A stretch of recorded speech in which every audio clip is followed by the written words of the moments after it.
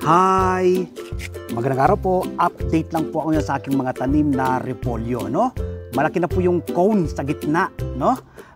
Ngayon po ay 2 months old na itong ating mga tanim na repolyo at malapit na itong mga ilang araw na lang, siguro itong mga more or less mga 15 days ay pwede na akong marbest dyan, ano? Mga kalahating buwan.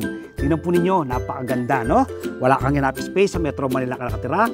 Pwede po kayong magtanim ng repolyo tulad ng aking ginagawa sa mga bote ng mineral water. Yan po, top view shot. Tingnan nyo po yung kanilang mga cone, no? Malalaki na. Yan. Ayan, ang gaganda na po. Yan. Pawang nakatanim po yan sa bote ng mineral water, sementadong kalsada, no?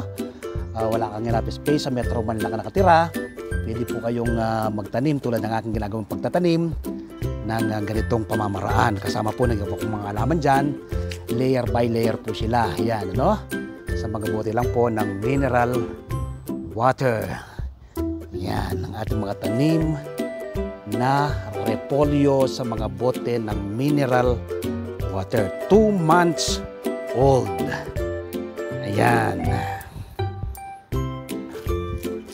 Marami pong nagsasabi na sa malalamig na lugar lang po mapapatubo, ano?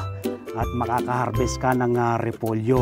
Pero dito po sa aming lugar, eto, nag-try po akong magtanim. Nag-challenge ko po yung sabi nila yan sa malamig na area lang, like Baguio, Benguet, no? Sinubukan ko magtanim. Eto, napaganda ko naman. So, pwede po nating gawin na magtanim ng ganito kahit sa Metro Manila ka nakatira, no? Yan.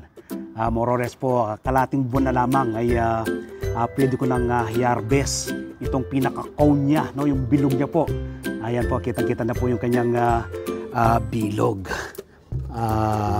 Magtanim din po kayo, no? Ako po palagi ang kong sinasabi, food security starts at home, no? Sa mga nagnanais po na mapalalim pang kaalaman, kaugnay ng pagtatanim ng iba't ibang uri ng halaman sa pagitan po ng organikong pamamaraan, ano? Inimbitan ko po kayo na mag-subscribe sa aking YouTube channel, ang Magsasakang Reporter. At i-click nyo po yung bell button nang sa ganun ma-inform po kayo kapag may mga bago akong video upload, video tutorial upang ma-share po sa inyo ang pahiram na talento ng ating Panginoon. At pwede nyo rin pong mag-follow, manood ng aking TV show, Masaganang Buhay, every Sunday, alas 7 hanggang alas 8 ng umaga na napapanood sa 1PH Signal TV, Channel 1 ng TV5 at RPTV. Ano? Meron din po tayong Facebook, meron tayong profile, page at TikTok, ano?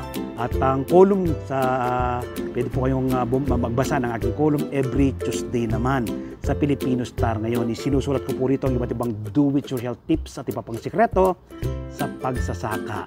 So, nawa po mula ngayong araw na mapanood ko, magtanim rin po kayo ng tulad ng aking ginagawang pagtatanim kahit sa mga bote lang po ng mineral water, bote ng soft drinks at iba pang mga patapon na bagay pwede pong mapakinabangan sa ating garden. Salamat po. Happy farming. God bless.